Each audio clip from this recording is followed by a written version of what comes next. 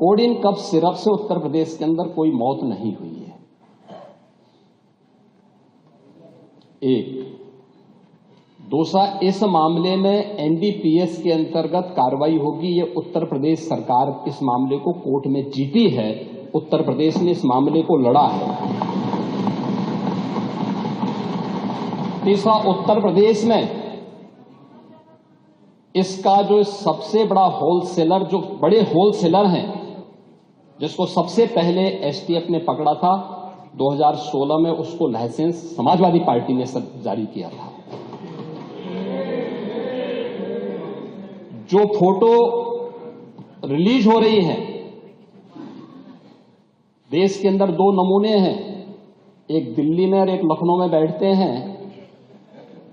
जब देश में कोई चर्चा होती है तो तुरंत वह देश छोड़ करके भाग जाते हैं, और मुझे लगता है कि यही आपके बबुआ के साथ भी हो रहा होगा। वह भी देश से फिर जाएंगे इंग्लैंड की सैर सपाटे में, और आप लोग यहां चिल्लाते रहेंगे।